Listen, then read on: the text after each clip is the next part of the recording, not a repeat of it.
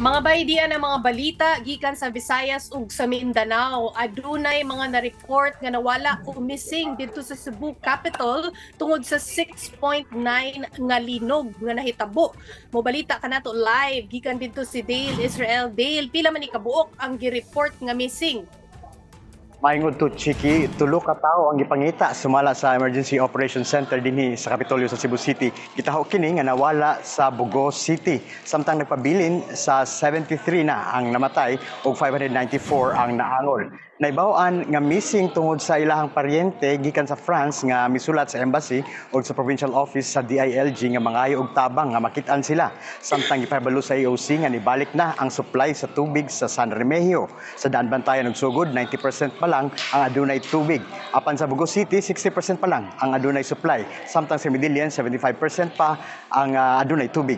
Padayon pa ang giayo ang mga mabalikan ang water supply sa lungsod sa Tabogon ug sa Bourbon. Balik sab ang kuryente sa daghang dapit sa amihanan pero doon na pay pila ka lugar sa San Remigio nga padayong walay kuryente. Samtang miabot na sa labaw 26,000 ang buckwheat sa Bugo City, San Remigio, Daanbantayan ug Midillian. Karon Chiki, gipaabot namo ang press conference ni Cebu Governor Pamela Maricuatro kung para isgutan kining traffic nga nahitabo sa amihanang Sugbo. Ang nahitabo manggod Chiki kay traffic ni gikan sa mga private individual relief operations. Apan aduna usab kunoy mga nangadto lang aron magpa-picture para sa content. Chiki?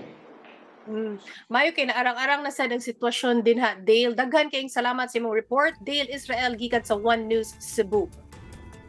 Mga bay, dirita sa Davao City kay giisa-isa sa mga otoridad didto no ang ilang aktibong fault lines. Mangayo ta og update gikan kang Bril Montalvo. Bril, asa maning mga giingong mga aktibong fault lines diha?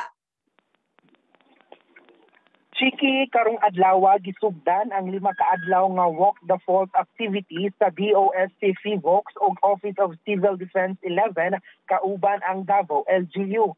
Nahimutang ang 5 ka mga fault lines sa nakbayan sa Barangay Tamugan, Barangay Lacson, Barangay Dacudaw, Barangay Pangyan Biao Eskwela ug Barangay New Carmen tumong sa maong aktibidad nga mahatagan og taas nga pahibalo ang katawhan mahitungod sa pagpangandam ug galing adunay mahitabo nga linog sa ilang tagsa-tagsa ka mga lugar sama sa nasinati nga mangilngig nga magnitude 6.9 nga linog sa Cebu. Gipahibalo sab sa mga ahensya sa gobyerno ang mga lugar kung asa mga active fault lines sa rakbayan sa Davao ug adunay ipahigayon nga mga timailhan o markings niini. Dakong tabang matud pa ang maong aktibidad, sanglit aduna na ideya ang mga Davaoenyo kung unsa ang ilang buhaton kung mahitabo ang linog.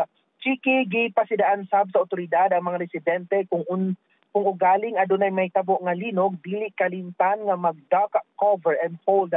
Dayon moadto sa mga luwas nga lugar sama sa open fields. Likayan sab nga magpanik. Chiki. Okay, daghan kayong salamat Bril Montalvo amping mudinha. Mga bay, magkuyog na sa taugma para sa mga balita sa Visayas ug sa Mindanao. Ako si Chiki Verhel.